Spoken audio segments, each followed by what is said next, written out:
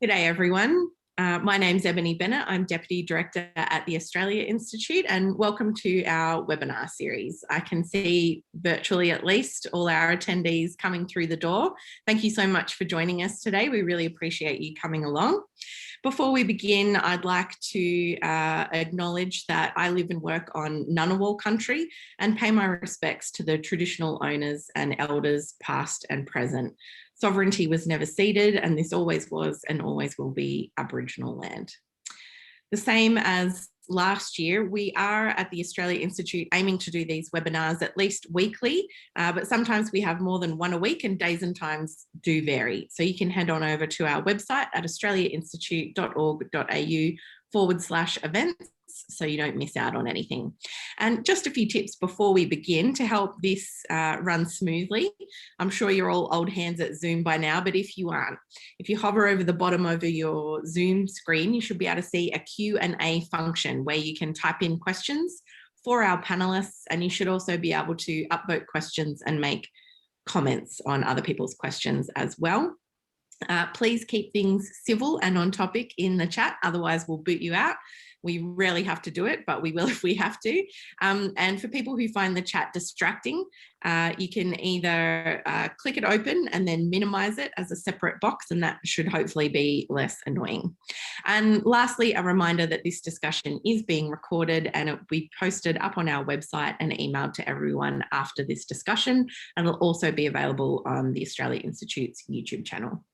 So today we're talking to Senate President and Liberal Senator for Victoria, Scott Ryan, about the role of the Senate in our democracy. And the Australia Institute has some new research out today which shows the role and the powers of the Senate are sometimes quite poorly understood by many Australians. So I'll hand over now to the Executive Director of the Australia Institute, Ben Oquist, to introduce the Senate President. Thanks, Ben. Thanks, Ebony, and thanks for hosting us today. And for all the webinars you've run for the Australia Institute. I know there's a big army of fans of yours out there, and thanks for today, but thanks for a terrific series through the pandemic and now coming out of it. It's been a great new institution, an initiative of the Australia Institute that's helping engage a whole new army of people in big social and economic and political debates.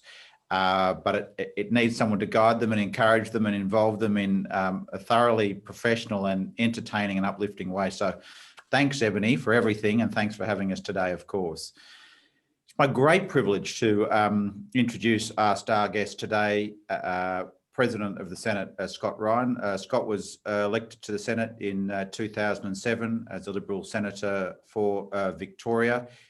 He served as a minister, Special Minister of State, but he became president, and that's the role in which we've got him on today, of the Senate in 2017, becoming the youngest ever president of the Senate.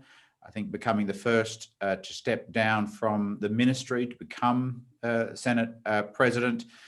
And it'd be fair to say that Senator Ryan, the president of the Senate, is a champion of the Senate, its role, its function, what it gives to Australian democracy.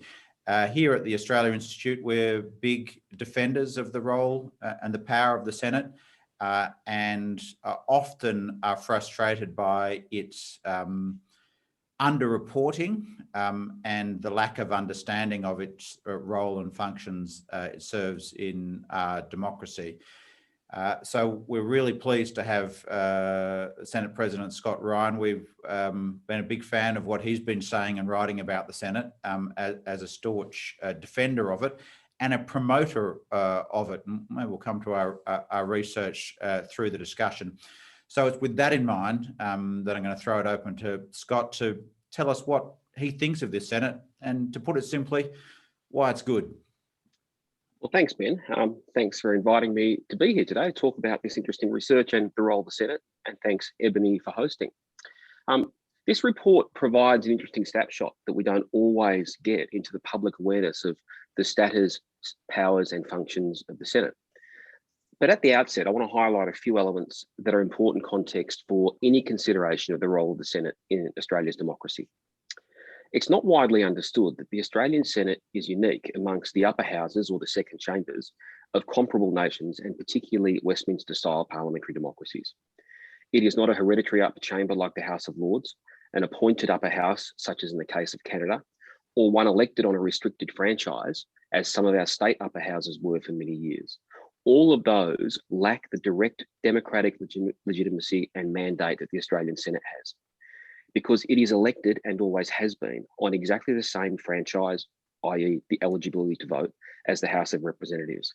It has equal legislative authority, except for a restriction on initiating or amending money bills or bills imposing taxation. But it has the ability to deny their passage, to say no, and to effectively insist on amendments being made. Consequently, most other upper houses around the world lack the constitutional power and authority of the Senate. Over time, they have become effectively advisory chambers that can merely suggest changes or delay the implementation of a government agenda, unlike our Senate, whose consent is always necessary for any legislative measure. Yet despite all of this being in place in 1901, when Australia came together to form the Commonwealth, many of these powers remained dormant prior to two changes that were implemented decades later. The first was in 1949, and it was a simple electoral change.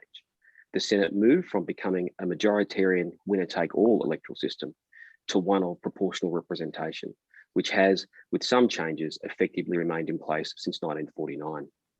The direct consequence of this is that, particularly in recent decades, governments generally do not have a majority in the Senate as they usually do in the House of Representatives. Second, in June 1970, the modern Senate committee system was established. This saw the commencement of estimates hearings that we have multiple times a year, allowing senators to question ministers and officials for hours on end, a much more extensive system of Senate inquiries into issues of concern to members of the community and to senators, and a comprehensive system of committee review of proposed legislation that came from the government of the day. The defining feature of Australian politics is that while the formation of government remains strictly a matter for the House of Representatives, the implementation of a government's legislative agenda, even measures announced in an election campaign or an annual budget, are contested in the Senate. They are not merely a matter for determination and implementation by a government of the day. The second point I want to make in this introduction before we have a longer discussion is specifically about this report, which I found particularly interesting and making a valuable contribution, as it both outlines what people know about the Senate and, to me at least, indicates an instinct that is supportive of the role of the Senate. Just under 60% of people surveyed understand the Senate can pass or reject legislation that passes the lower house, and 2/3 understand that the support of non-government parties is required to pass legislation, even if specific details about the electoral arrangements for the Senate or the current status or numbers in the Senate are not as well understood. The instinct for the work of the Senate, to me, was best expressed by the fact that while only a third of people surveyed thought it best that the government of the day didn't have a Senate majority, only a third specifically thought that it would be better if the government did have a majority in the Senate.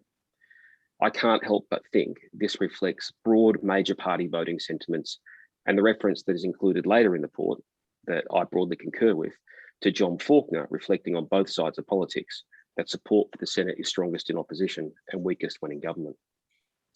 Attempts to nobble the Senate are as old as the Constitution itself. For decades, the Labor Party sought its abolition, or at the very least, limitation of its powers so that its consent for legislation was not always necessary, either generally or specifically in relation to financial matters. And in the last 2 decades, the Senate has been the subject of proposals that, in my view, would effectively limit its power and influence from its traditional defenders on my side of politics. But as any proposal would require a referendum, the chances of passage and effectively granting more power to the government of the day, in my view, are remote. This report outlines, however, that while the instinct is there for the work of the Senate, as with what we would so broadly describe as civics generally, we always have room to improve the level of general understanding of how our institutions work. Our system of government through the House of Representatives provides for specific geographic representation and the general formation of stable government, while the Senate ensures the voices of others are heard in the implementation of any government's agenda.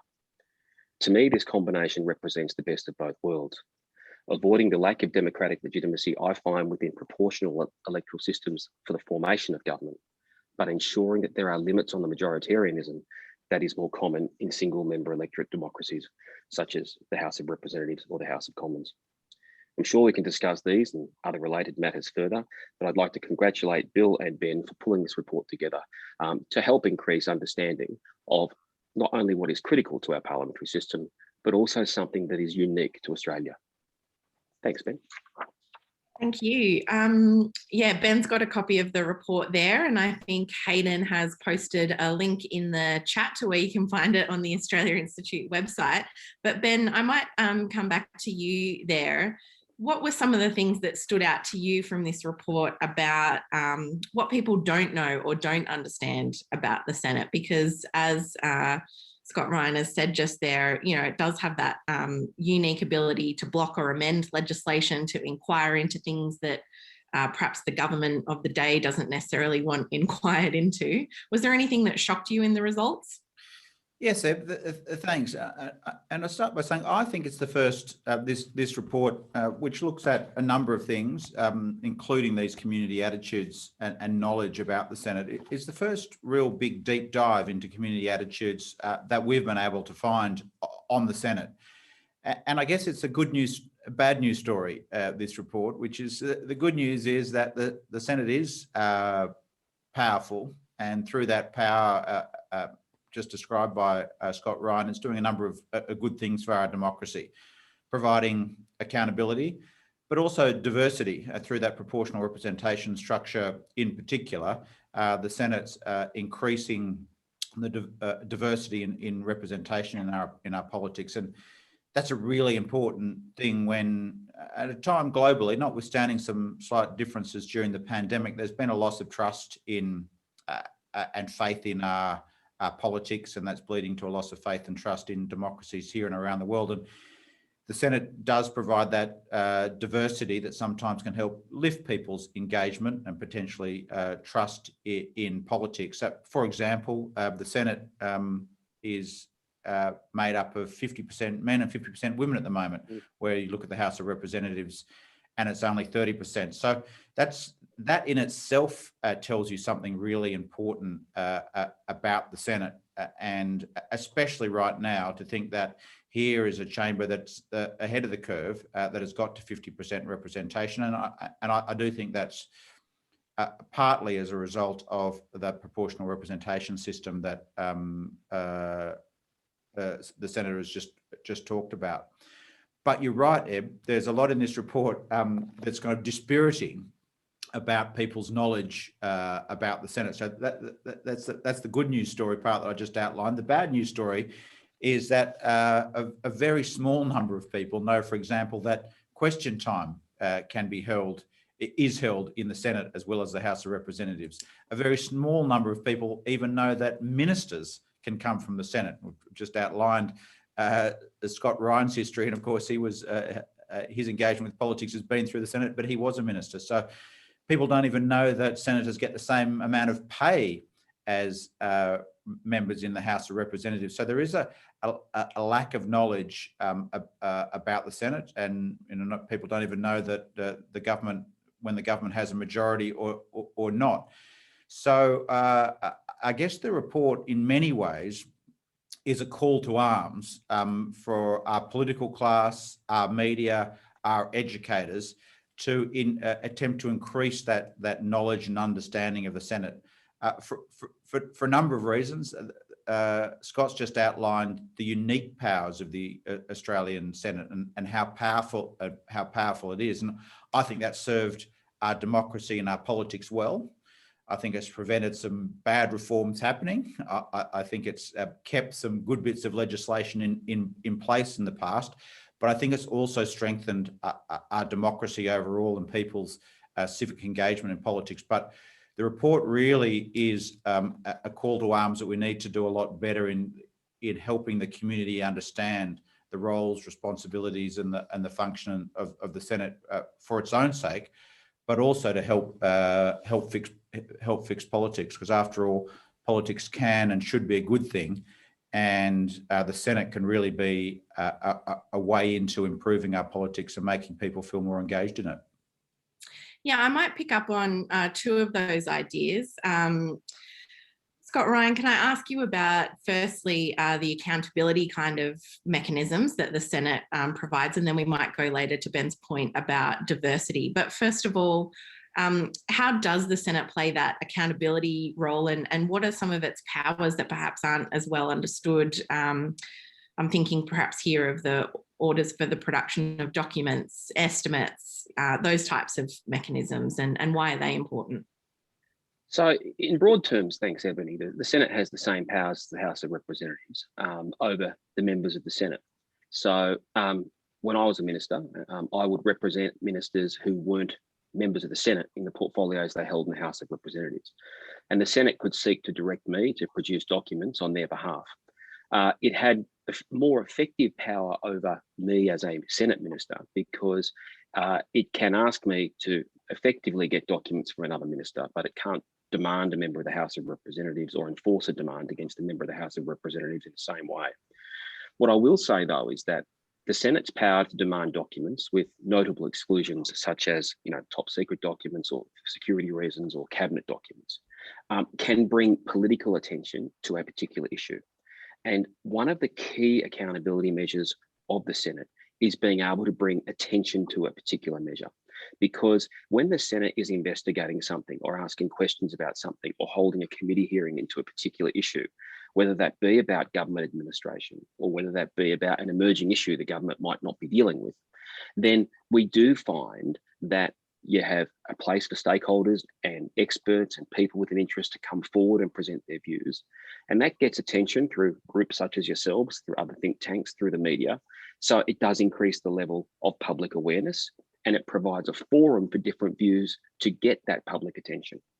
Personally, one of the things that I have not seen anywhere else in the world in a parliamentary system is Senate estimates. And for 4 weeks a year, the Senate doesn't sit in the same way the House does, but from 9 a.m. to 11 p.m. for effectively 12 hours a day when you take out the breaks, it allows senators to not just ask questions of ministers and their representatives, but to directly ask questions of officials, of public servants, of government agencies. And that degree of scrutiny, that time that allows for quite exhaustive questioning, and sometimes it can go on for extra days, is something that ensures a degree of accountability of administrative decisions and the development of policy that I don't see in any of our state parliaments, and I really don't see in other parliamentary systems around the world. There's nothing quite like estimates. And when you speak to people overseas, particularly those who are involved in committees, they're quite amazed that Australia has developed this system. I might also say that the Senate has got a special committee at the moment that's running into investigating and overseeing the government's response to COVID. It was put in place last year by the government and the opposition jointly. It has an opposition or a non-government majority. It is chaired by a non-government senator. And I think the fact that we had basically everyone in the Senate and everyone in Parliament agree that a Senate committee structured in such a way was the ideal way to actually conduct that sort of oversight and ongoing investigation into administration actually reflected both the standing of the Senate and the expertise of senators who spend a lot of time on such matters and have developed quite a bit of expertise, either in a specific policy area or in general accountability mechanisms that are undertaken through Senate committees. The other thing that I wanted to ask you that Ben mentioned was the diversity in Parliament. And I think that you've talked about both the representation of minor parties and perhaps geographically remote areas. But you've also said that the usual complaint from governments is that they can't get legislation through, but I don't think having to generate wider consent than just one's own party is a bad thing. Can you just expand on those comments and why you think diversity is a strength of the Senate? So I've generally had a view that incorporating wider views into determining public policy decisions is in principle not a bad thing. I have always thought that one of the reasons that we haven't had the same level of dissatisfaction expressed in Australian politics, and there are many reasons, we've had a better economic situation, a whole range of factors, has been that our federal parliament is not winner-take-all politics. It doesn't matter you can win an election, but you still have to negotiate a little bit to get your agenda through. You can announce a budget, you can announce policy change, but you still have a forum whereby opposition views or different views can have a hearing, whether it be through the Senate itself, voting on legislation or committees. And I personally think that in Australia, a lot of people take a little bit of faith from the idea that it may not be their particular chosen government, may not be their particular chosen policy, but the fact that they're aware there needs to be some to and fro will lead to greater acceptance of policy outcomes. I think it leads to greater stability. It means that I don't think we've had the wild swings in policy. So to use Britain as an example, after World War II, they started nationalising things. Come the 1980s, they were privatising things. Australia never quite went as far either way. So the need to take into account other views, in my view, and have a bit of compromise has led to a bit of moderating effect on politics. The other thing I'd say is, and Ben rightly mentioned, the gender balance in the Senate is 50-50. We're coming up later this year to the 50th anniversary of Australia's first Indigenous parliamentarian, Neville Bonner, appointed to the Senate in June 1971, I think it is. And of course, the second Indigenous senator, as you highlight in the report, Member of Parliament, was also a senator in Aidan Ridgway. And since then, we've had obviously a number of other Indigenous parliamentarians elected as well. Generally around the world, I remember reading some research a long time ago that proportional representation list systems did tend to get up to representation of traditionally underrepresented people and groups faster than single member electorate based systems. This is 20 years ago, I read this when I was still studying.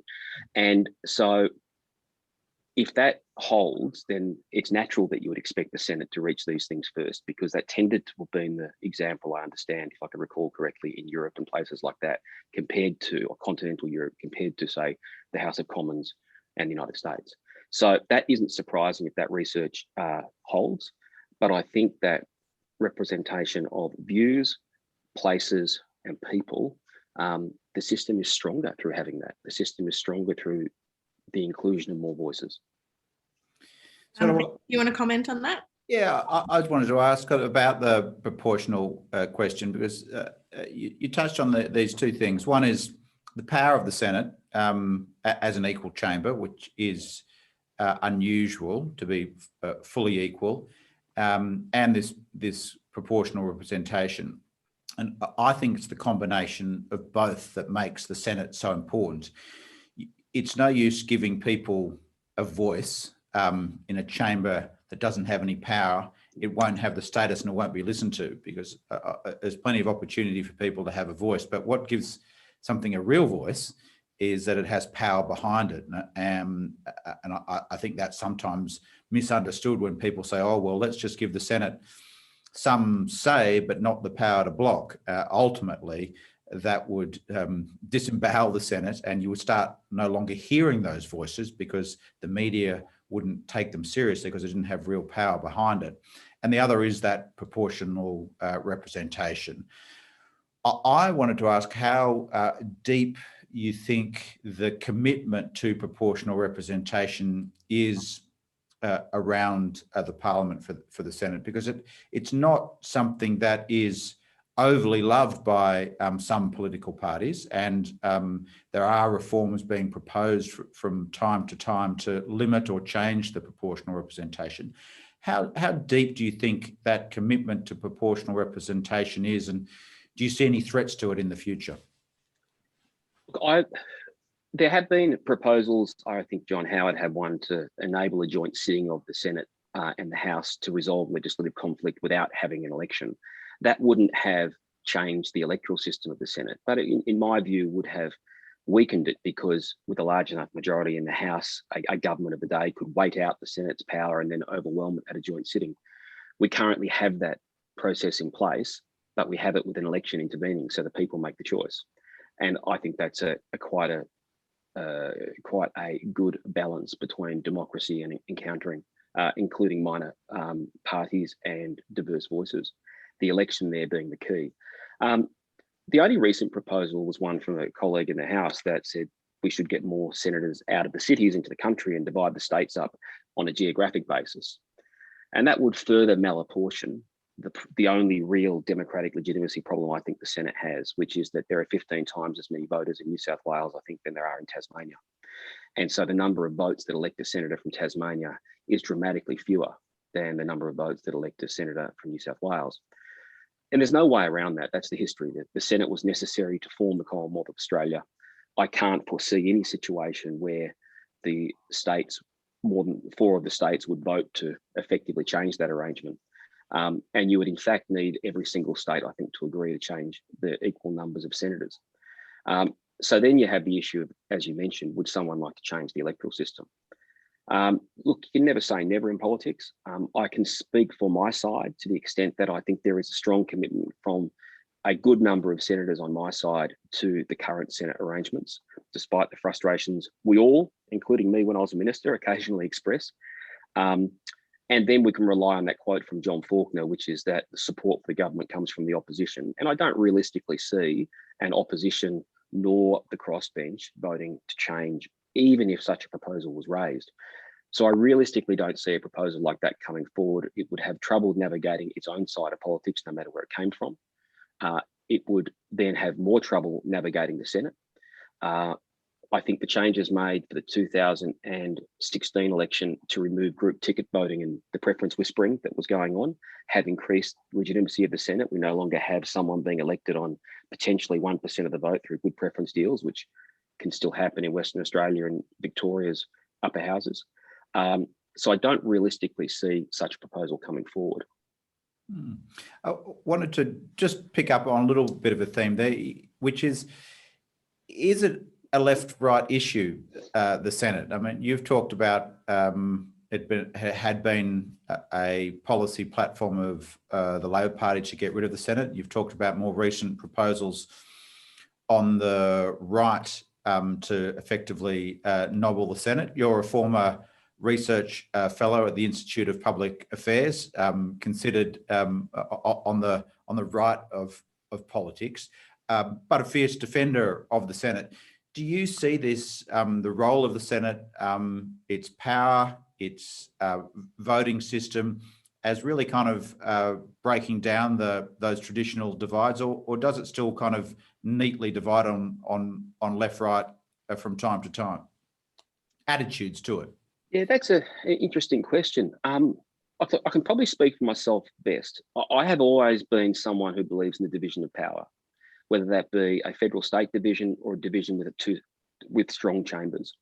That's always been my instinct, that a smaller group of people possessing more power is not something I support. Now, as someone who's a pretty free market, small government liberal, that probably wouldn't surprise a lot of people. But Australia also has historically a strong majoritarian culture. So the Labor Party's support for the abolition of the Senate for many years, and I think it was dropped about mid-20th century, was based on the idea that, quite frankly, like the House of Commons, there should be one supreme chamber of parliament with full democratic legitimacy, and that is the most democratic way to do things. And if anything, that reflects the arrangements in the United Kingdom, where the House of Lords can't block any legislation now, and since 1911 hasn't been able to block effectively a financial measure. So I don't know if it is a left-right thing. I think it's sometimes expressed as such. In fairness to Barnaby Joyce's proposals, I don't think that is a left-right thing. He has a concern that while only 2/3 of Australians live in the cities, more than 3/4 of senators are based in cities. And so there was an issue there of regional urban balance rather than left or right. But at least in my experience and some of my colleagues, there are lots of people who support multiple voices being heard. Some of them might be like me because they're skeptical of the use of state power and want, we see this as a check and balance. Others probably have more of a weighting, I would guess, on the view that we get many more diverse voices being heard in policymaking. I like both. And I think if you look at Australia over the last 40 or 50 years, we've dealt with some very difficult situations. We've done it with imperfectly, like all systems of government, but without some of the social tension I think that we've seen elsewhere in the world.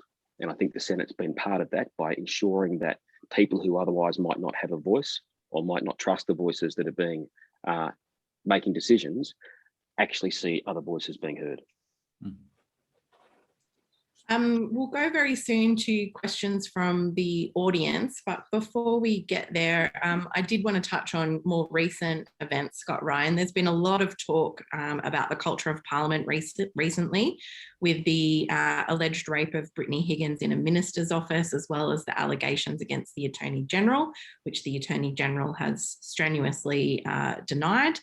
As Senate President, what are your observations on the culture in the Senate, and what can be improved in the culture more generally to make politics, I guess, less hostile to women? So if I just put the specific examples you mentioned to one side, there have been a few examples in the Senate in recent years of very difficult moments where I had to make some statements to the Senate about standards of behaviour.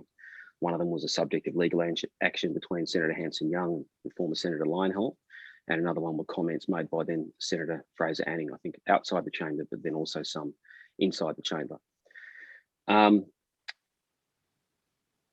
I think that the most important thing I try and remember, we all get a bit heated in politics, is empathy. It is understanding that different people have different life experiences, different perspectives, and we can't know them all. And from that comes respect. And I think there's been an element of media and social media that has created an intensity around politics that has led to language changing, which has made it more confrontational, more hostile, more impugning of motives.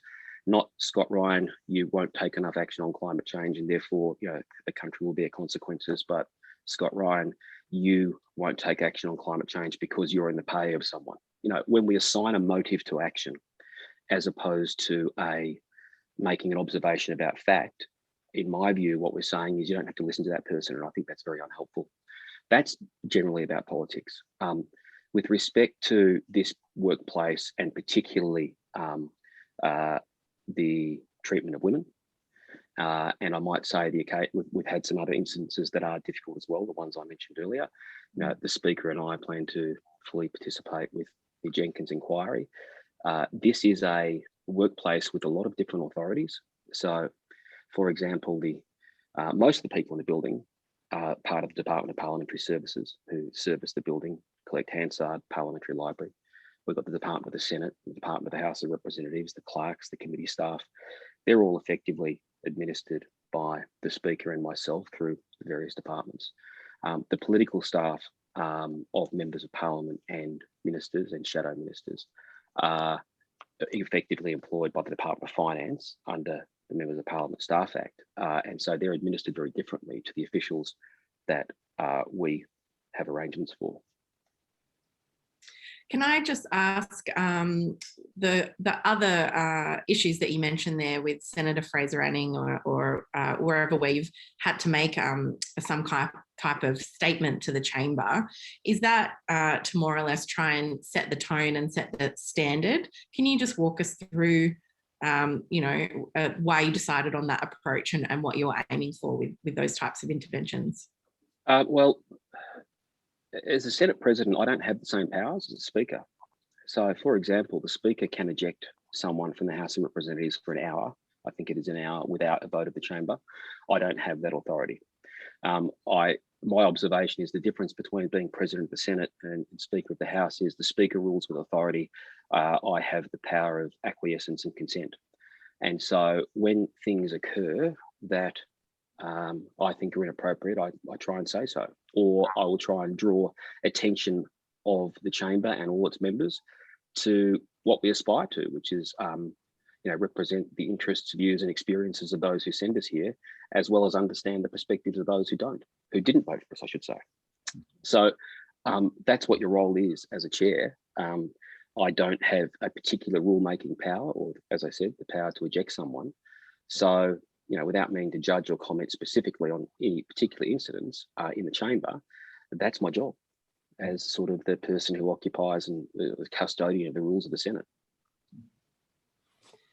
Do you think the Senate is a better or worse place for women than the House? And do you think it's a better or worse place for women now than it was 10 years ago?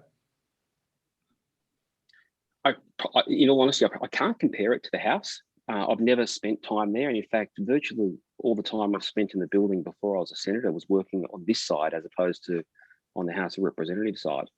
And to be honest, while I could make some observations, it's hard for me to provide a direct answer as to whether it's better for women or not, because I'm not a woman.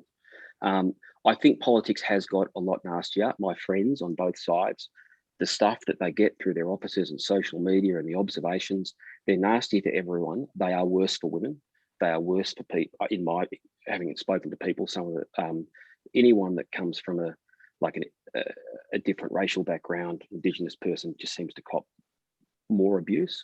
It's unpleasant for all of us, but some of the stuff on social media, it has really surprised me. Things are said that I think one thing we've all learned is that social media has allowed some people, to express views that I didn't think really existed that much anymore. That's been the surprise. Now, I don't mean to sound naive there, but I know some of my friends who are women have been ministers. Some of the stuff I've seen them cop has just been extraordinary. And I didn't see that 20 years ago. Yeah. Well, we might go to questions from the audience now. I'll kick off with a kind of a big picture one from Nathan Chapman. He asks, what are the pros and cons of a unicameral system such as in New Zealand compared to what we've got in the Senate? So I did flag this at the end of my opening comments. I find those arrangements like New Zealand and other continental European countries, which will elect a parliament, single chamber potentially, or at least a chamber that forms government by proportional representation, I find that they lack democratic legitimacy. And I know that may sound odd, but I'll briefly explain. In Australia, you'll go to an election in the House, and generally you'll know that one of the coalition or Labor will win. They'll have a policy agenda and it'll be put forward. The challenge I have with proportional systems is that you don't usually get a majority of one side or the other. New Zealand's a bit uncommon at the moment with the result that the New Zealand Labor Party had. And historically, we've been very predictable with one side or the other side winning, but we have had two of the closest elections out of the last three in the last 60 years.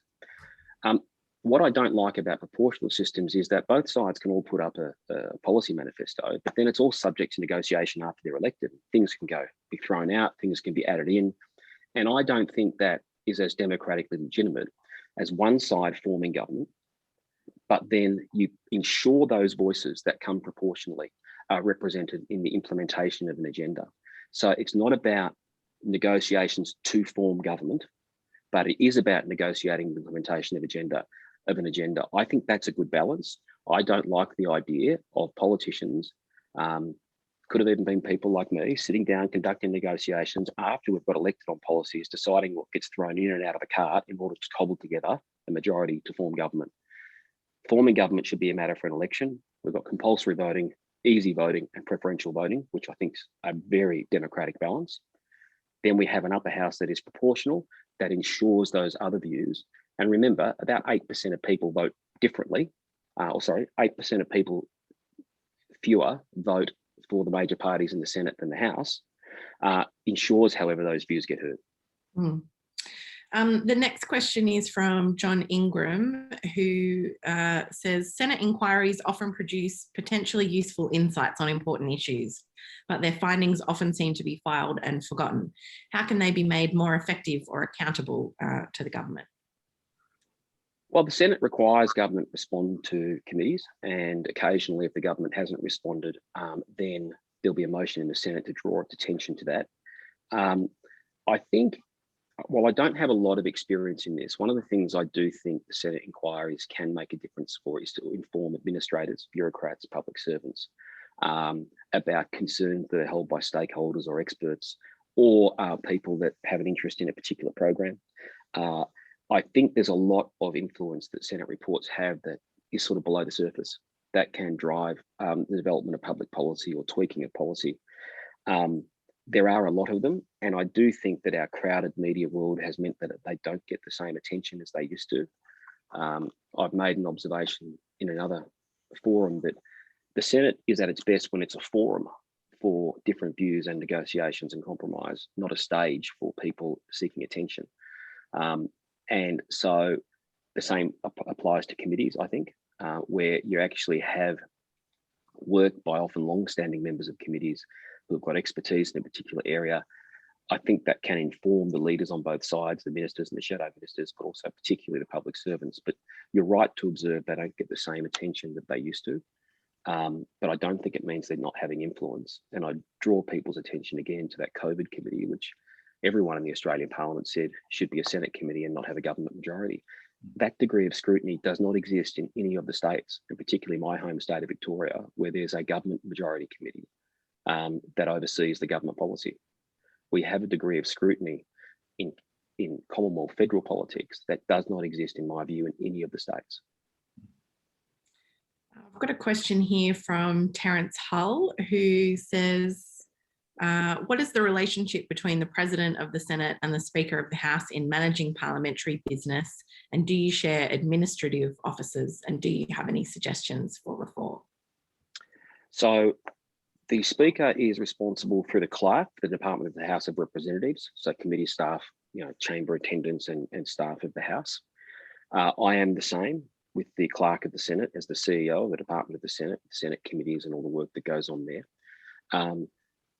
But most of the management administration work, they are part of the parliamentary service. It has its own separate act of parliament, like the Public Service Act. So they're all effectively treated as if they are public servants, just not under the control of the executive of the day. Jointly, the Speaker and I are responsible for the Department of Parliamentary Services, which is most of the staff in the building. And that arrangement was put in place just over 20 years ago, maybe a quarter of a century ago, combining 3 other departments. It's a challenging workplace, but I think it's reasonably effective. And I don't have any specific proposals for change to those arrangements. As I said earlier, the staff of members of Parliament, ministers and shadow ministers are employed under different arrangements, not under the oversight of the Speaker and the President jointly. But I'm lucky, I've known Tony Smith for decades. We get along very well. So as I say to him, his only flaw is that he supports the wrong football team. But other than that, friends, so that does make it easy. The next question I've got here is about the role of trade-offs in the Senate. So Birchall Wilson has asked, what are some of the examples of deal-making in practice in the Senate and what has been traded off to secure the passage of some landmark legislation? If anything comes to mind. Yeah, one of the changes in the Senate, and my knowledge of this is imperfect because I wasn't a member at the time, but if you go back to before the rise of the Greens and when the Democrats were the crossbench party, where the government of the day needed to negotiate. In the last term of the Keating government, they needed both the Democrats and the Greens from WA, I think, the 2 Greens. But when John Howard came to office in '96, if he couldn't get Mel Colston and Brian Harradine, he effectively needed the Democrats. And the obvious example there was the success of, after the '98 election, legislating the tax reform program with the goods and services tax, but the Democrats insisted that fresh food and a couple of other things be taken out of it, so it wasn't quite the same as it was taken to the election. What has changed since is that my memory is that the Democrats essentially had a different negotiating strategy, which was to negotiate on the terms of the bill, rather than ask for a trade-off in an unrelated policy area. And that has been the change since the decline of the Democrats. And I'll let other people judge whether that's a good thing or a bad thing. I'll make the observation. But for example, when Julia Gillard legislated the carbon tax, or there were trade-offs, like I think Clean Energy Finance Corporation and other things were brought in, broadly related. So now the negotiations and trade-offs tend to be outside, include aspects of things outside. It might be, for example, people negotiate over the formation of a Senate committee inquiry into a particular issue. That's something that some of the parties and opposition and crossbench have occasionally been very keen on. That might allow them to bring attention to an unrelated issue.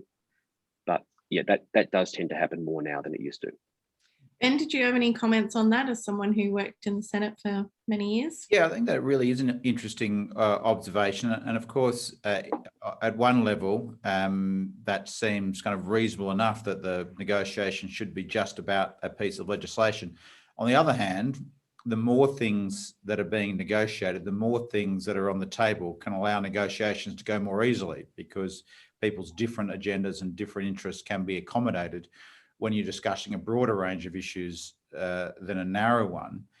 It did lead me to the question, and you talked about the stability that the Senate has potentially provided in reforms not being unwound so quickly. And one of the ones we like to promote most at the Australia Institute is the Clean Energy Finance Corporation, an arena which you've just alluded to, which Tony Abbott attempted to repeal, but were blocked, and now seen as kind of positive by all sides of politics, and the government uses those vehicles to pursue its climate policy now.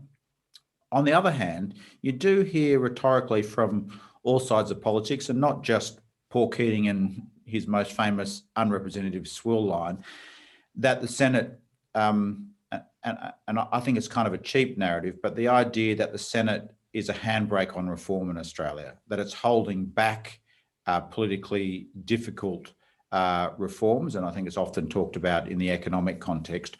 What's your view of that? So this is where I'll try and take a step back from my own worldview. You know, I wasn't a fan of the Clean Energy Finance Corporation. Probably wouldn't surprise anyone. I didn't like an earlier proposal, I think, in 2008 for a bank to help the property industry, you know, publicly funded measures in that sense. But if I take a step back from my own worldview, let's be honest, reform means an agenda being implemented by someone. Your idea of reform may be very different from mine. So whether it holds back reform or not, I don't think is the test. Does it require greater level of participation and acquiescence or support for measures that affect substantial numbers of the population? I think that's a good thing. Now, that makes it harder for me to do things I want. Then my job is to persuade more people. My job is to win more elections. But I think if you look at the example of what happened in the UK in the late 40s, I mean, there was one election result in 1945, and the country was profoundly different a few years later when industries started to be nationalised, which took decades to unwind. Yet in Australia, we also did undertake pretty substantial economic reform in the 80s. And I think we did it successfully and without some of the social dislocation of other parts of the world, including it wasn't as brutal as for example, what happened in parts of the UK or parts of New Zealand.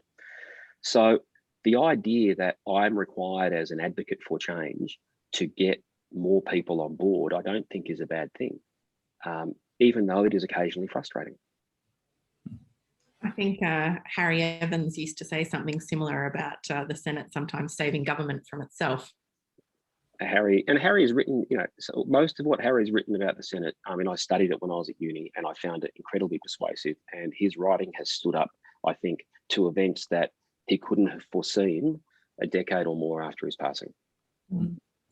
The next question I've got is from Patrick O'Leary. He says, quite soon it may be the case that the ACT has a greater population than Tasmania, but a grossly disproportionate Senate representation. Is there any mechanism for redressing this given the role of federal parliament and its powers over the territories? So the parliament could grant more senators to the ACT. It couldn't grant them more than an original state. So Tasmania, I mean, I alluded earlier to one of the imperfections of the Senate is what is a pretty substantial malapportionment, but it was the price of federation. There was not going to be a Commonwealth of Australia without a Senate entrenched the way it is and requiring not just a normal referendum majority, but a supermajority and consent from each state that was affected by a change to the Senate. So I like to say politics is imperfect, but we look at the national results. Again, if you go back to the national results, and I just took some notes earlier to look at this, there's been a substantial growth in the non-party vote, non-major party vote, from a fifth in 2007 to a third of the Senate in 2019. A fifth of all senators come from outside the two major parties, and all parties receiving over 3% of the national vote are represented in the Senate. That's a fairly representative, even if the mechanism we use is imperfect. So I don't really have a strong argument against what Patrick just pointed out. It's sort of the price of federation. Whether that changes or not, I doubt you'll ever see the ACT treated like one of the original states. I'd just say page 32 of the report attempts to address some of these issues, and while noting that difference in representation quotas effectively from each state, how well, despite that, the Senate is representing people's vote in superior terms to the House of Representatives. Not that that fully addresses Paddy's point or concerns. I think there is a strong case for increasing the number of senators from the territories, and no reason why the ACT and the Northern Territory shouldn't have 4 senators and wouldn't get yourself into any constitutional difficulties. We've got about 10 minutes to go, so a couple of time for a couple more questions yet. The next one is from Dave. I'm not sure if you're a David or you put in your name there twice, Dave, but Dave mentions that party politics in Australia is one of the strongest in the world. And do you think it is undermining some of the roles of the Senate? Question. So I have, one of the reasons I'm in the Liberal Party, or one of the many, is that I have always opposed the binding caucus and the pledge of the Labor Party. It actually was, if you go back and read the late years of the 19th century and the early years of the 20th century, one of the most contentious elements in early Australian politics. The pledge that the Labor Party and the unions introduced on members of what became the Parliamentary Labor Party. And quite a few members left the Labor Party over it. And that has always driven, you're quite right, a degree of party discipline in Australia that is not common in other parliamentary democracies. You find people breaking the party line or breaking the whip in the UK, Canada, more than you do here. But it's not like the US really anywhere. Parliamentary systems where you have a chamber that forms government tend to have stronger party discipline. And in fact, a lot of academics would argue that is one of the reasons parliamentary democracy is a superior form of government than a separated executive legislature model such as in the US. Now, we don't have enough time to go into that. There's lots of views on it. But it is an issue. I do think, however, that again, it's something that the Senate, through having a lot of diverse voices and a proportional system, does mean that we have more of those expressed and represented in debate, even when we have strong party discipline. And Ben would probably remember, at least on my side of politics, the Senate and senators have often had historically a much looser connection with party discipline than members of the House. And in fact, in the Fraser government, when he had a majority from 1975 to 1981, there were many, many occasions where senators from the government crossed the floor against their own party.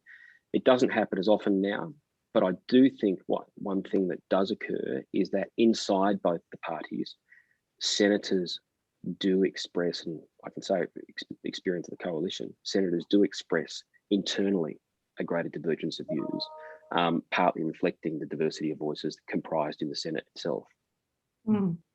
I should add, I don't mean to dismiss the House there. They do as well. I can really only speak to my experience of the Senate. Yeah. Ben, did you want to comment on that? And also I've got another question here from Kim Darling, who asks about the role of minor parties in independence in perverting good debate by the government of the day, and thinking there of the role that Senator Harradine played in the past. But did you just want to comment on the role of minor parties and independence and the crossbench in the Senate? Yeah, and the crossing the floor notion, I do think that's interesting. There hasn't been as much floor crossing in the Senate. I think there would be more floor crossing if the government had a majority in the Senate. And I think, in effect, there was more when it had that majority period just before Senator Ryan was elected. And Barnaby Joyce made his career, in fact, out of crossing the floor or threatening to cross the floor when the government effectively had a one-seat majority in the Senate. It's not likely that either side will have a majority in the Senate anytime soon, but it's always possible. The coalition is not that far away from it, and a strong landslide result could produce it. And I think you'd see a lot more floor crossing in those circumstances as we have in the past.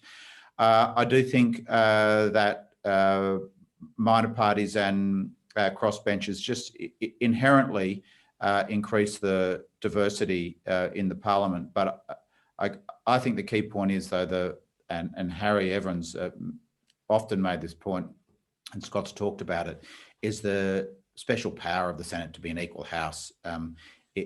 Those voices are not heard. They're not a point for the community unless the Senate's powers are strong and they are constitutional. And I think that's what gives it its special role. We've only got a few minutes left, so we're going to have to wrap it up there, I'm afraid. But Scott, you've got a new book coming out. In fact, I think it's just come out recently on challenging politics. Do you want to tell us a little bit about that? Yeah, look, I think it's being released on Thursday night officially, or maybe it was last week. It's part of a series that Monash University is publishing in the national interest. I think there are 8 coming.